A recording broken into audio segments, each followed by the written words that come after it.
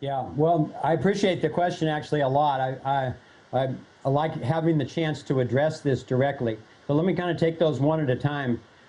First of all, in terms of Clarence Gamble, this is a person that I did meet a few times and actually really enjoyed him a lot. He was one of the most innovative members of the family. And I was shocked when I read David Icke and then saw Endgame to see how he was characterized as someone who was actively and covertly depopulating. Because I know he was associated with the eugenics movement, and that's unfortunate in those times. I communicated with his whole side of the family once I heard these reports and said, is this true that he was involved in any kind of mandatory or covert sterilization? And they said no. As far as any of them knew, he was never himself. In fact, he was a fighter against mandatory sterilization, even though he was very much in favor of spreading the optional birth control and so forth to 30 countries around the world. So I don't know definitively, but that's as best I could find out from the family. But in any case, whatever he was involved in, obviously each one of us is our own human beings, and as we say in the film, there's no more dangerous plot on the planet right now than the elite plot to actively depopulate the planet. And so we're doing everything we can to expose that. So now in relation to Procter & Gamble itself, I personally am very grateful to my ancestor, who was a candle maker and a soap maker, for the legacy that he passed on to me, which is just enough money to spend my life tracking these very questions and then making a film to try to do everything I could about it. But the company itself was one that as I've read about the history, and none of the family members have been involved in the running of the company for several generations, and our stock ownership is so minuscule that we have no financial leverage as such over the company. But we do have a little bit of kind of public leverage, because if a bunch of us come forward as the members of the legacy family against one of their policies, it's embarrassing for them. So we've been able to have some success in coercing them to reduce pollution, and especially to eliminate animal testing. We've gotten them to eliminate over 90% of what they were doing. We're working on the last 5 to 10% of that.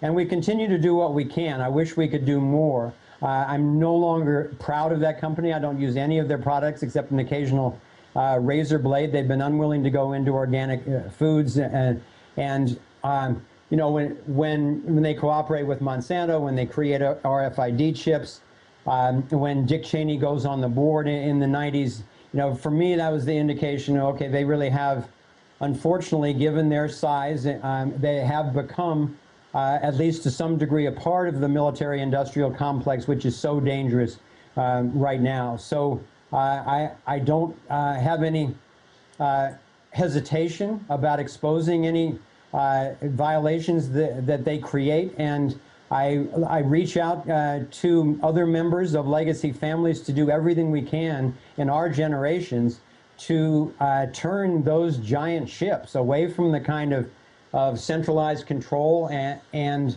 inappropriate violating behavior that a lot of them do, and either get rid of them or turn them so that they're actually really serving people and the planet in a healthy way. Yeah, and I think I want to add, I think one of the things that we feel is that individuals should be prosecuted for the decisions that they make and not be able to hide behind the corporate personhood. So, inquiry needs to be made, and we can tell, clearly Procter & Gamble's involved in some horrible stuff, and the individuals responsible for those decisions, we think should be prosecuted. So, that's part of the whole move here, is that there needs to be some accountability as their structures come down and the people reemerge, which I'm confident will happen. And one of the ways I think is to get this corporate personhood thing out of the way so that the people are actually accountable for the decisions they make, and including investors in those companies. If that's what their money's doing, then there should be accountability there too. Right. Yeah, let me mention one more aspect of that, because in our solutions process, our model, it's not just a useful structure. But the other half of it is it needs to be based on healthy principles. And the key principle that we base all of our solutions on is the principle of non-aggression, of the honoring of each person's property, safety, and privacy. So when these companies are doing bad things, not only do they need to be prosecuted, but we can employ the same thing that Gandhi and King did with nonviolent non-participation. We can refuse to buy from these companies. We can refuse to invest in these companies. We can protest against these companies, and we can divest from other companies or organizations or universities or whatever that also invest them in the same way that divestment was so critical to getting rid of apartheid, at least to what degree it has been in South Africa. The same thing can be true for the multinational corporations and the banks in America and across the developed world. Right, and obviously this was never just about Procter & Gamble. The real problem is that all these major companies have more or less combined into one larger entity. And what I really see as the big problem is the Rockefeller Foundation or the Gates Foundation saying, everybody pool your money with us, we have the answers. But their answers are the harmful GMOs and very questionable, definitely dangerous vaccinations. And that's not the path forward. I do appreciate all the questions you put forward in Thrive. Let me bring this up, too, because the environmental component is something we do want, quote, sustainable energy. At the same time, you've got the world government level, the United Nations and what have you, also addressing those questions, and they've got a real Trojan horse where they want to use the global commons to get a greater power, something that we all are interested in solving, but not the same solution. Yeah, that's a really critical distinction. I'm glad that you brought that one up, Aaron, because I know a lot of my friends who care deeply about the environment and have been very active for years, have been being severely duped, as I used to be, to think that the Copenhagen conference, for instance, was really about saving the environment rather than a Trojan horse in order to create a global tax and a global government and a global police force to, in fact, control everybody through the control of carbon. And it's the same thing with the, a lot of people are still being fooled, including here in Santa Cruz, by programs like Agenda 21, where they learn to use all the right words like, equality and sustainability and enduring systems and all that type of thing. But really, if you look at it, under the guise of that, they're stretching the tentacles of the one world government and the superstate structure right down into your local communities and taking over your environment, your water, the air, the local systems, the local governments, and so forth, under the guise of taking care of the environment. And we really need to wake up and make a more mature and discerned distinction there before it's too late. Yeah, and I think it's important to reclaim a lot of that language for ourselves rather than abdicate because they've usurped it. I mean, they had the Clean Air Act. I remember, in our choice in making Thrive, talking about love was like, geez, can we do that? It's like, wait a minute, what happened here? How is it there are these words, whether they have to do with sustainability or clean air or basic human goodness and the capacity that we have to love and care for each other, suddenly those become, risque things to talk about or we're going to be misunderstood instead of let's reclaim this and say, yes, we're absolutely for sustainability of a conscious, aware nature that is based in individual freedom. Right. And so I guess my final question would be this in two parts. A, which free technology energies are the most promising? I've read a lot on these inventors. We get emails about it constantly. I know people out there have looked into this. What's going to be at our homes, on our individual properties in the coming future? The second part is, you could have, theoretically the spaceship with the future civilization and all the answers on board. The problem is I don't see my ticket onto that system because there's effectively a scientific dictatorship in place, and those seats have already been reserved by people who think they own the future. Yeah, first of all, in terms of the devices, there's a man named Sterling Allen who runs a website called PES Wiki, PES, Pure Energy Systems Wiki. And they really stay on top of what's emerging, at least publicly. There are tons of private, secret labs, because unfortunately there still have to be, where they're not going public until they're really ready. But Sterling does a great job of keeping his top 5 list up to date. And he just got back from South Africa, inspecting a technology over there that might be released, he said, in early March. So it literally could be in the next few weeks. A very exciting technology that could be coming to market right away. There's another one people are hearing about, the Rossi ECAT device, which is a cold fusion device that seems to be holding a lot of promise. I haven't heard anything for a few weeks now, but I'm watching that one pretty closely. John Bedini has got amazing magnetic motors and radiant energy devices. And I know that he could come out with over unity devices if he was allowed to, and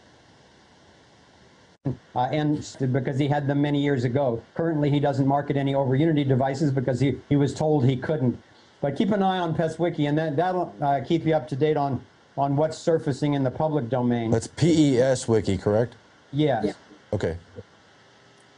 Yeah, and also we do updates at thrivemovement.com, and there's a lot that you can check out there under the whole free energy solutions.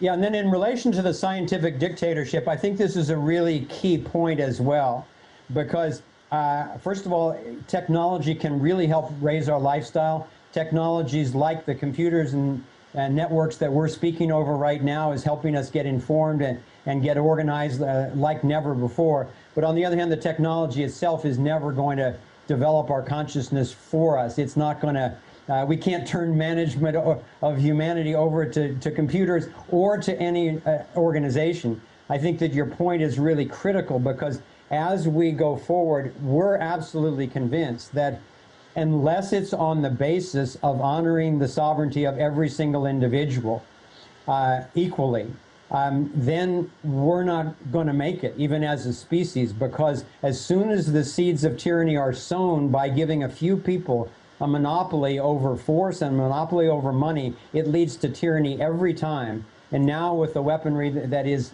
available, even if we could muster even a violent revolution, I'm not suggesting it, but if it came to that in our own self-defense, it would be disastrous for the planet right now. So to the degree to which we can emerge healthy systems now based on the freedom of each individual and the communication systems that we've got now, I think we've got a really good shot, but we can't turn it over to some sort of elite scientific dictatorship, right, as you say.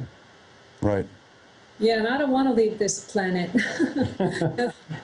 And I'm not willing to give that one up. I'll definitely stay. And I think this power of nonviolent non-participation is something that, we saw with Gandhi and we've seen with King. And I think that's really what's emerging here, as people are getting informed and realizing that, this pyramid structure of domination and control, while people are at the bottom of it now, impacted completely with all of the effects of it, it also means it relies on us participating. That's where the true power is, in the people. And I have a lot of confidence that we're going to be able to stay on this planet and come up with the solutions that we need. And we do our best to put those out at thrivemovement.com, and appreciate the work that you're doing and so many others.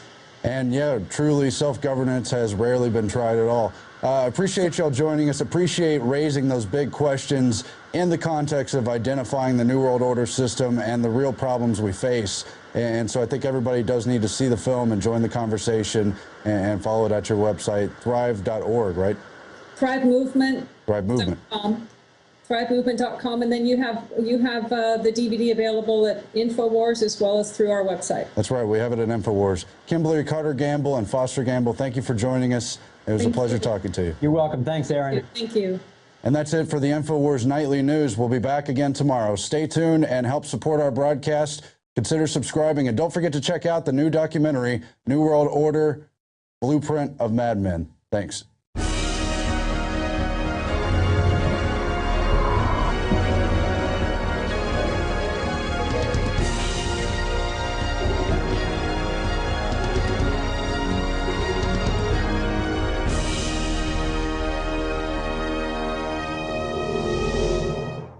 as someone who was actively and covertly depopulating, because I know he was associated with the eugenics movement, and that's unfortunate in those times. I communicated with his whole side of the family once I heard these reports and said, is this true that he was involved in any kind of mandatory or covert sterilization? And they said no. As far as any of them knew, he was never everything I could about it. But the company itself was one that as I've read about the history, and none of the family members have been involved in the running of the company for several generations. And our stock ownership is so minuscule that we have no financial leverage as such over the company. But we do have a little bit of kind of public leverage, because if a bunch of us come forward as the members of the legacy family against one of their policies, it's embarrassing for them.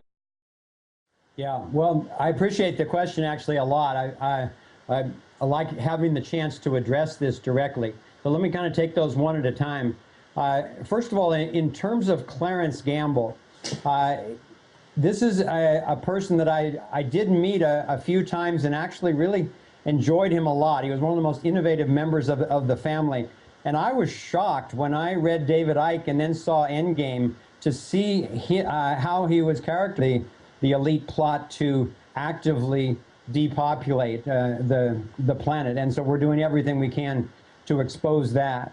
So now in relation to Procter & Gamble itself, I personally am very grateful to my ancestor, who was a candle maker and a soap maker, for the legacy that he passed on to me, which is just enough money to spend my life tracking these very questions and then making a film to try to do. Never himself, in fact, he was a fighter against mandatory sterilization, even though he was very much in favor of spreading the optional birth control and so forth to 30 countries around the world. So I don't know definitively, but that's as best I could find out from the family. But in any case, whatever he was involved in, obviously each one of us is our own human beings, and as we say in the film, there's no more dangerous plot on the planet right now than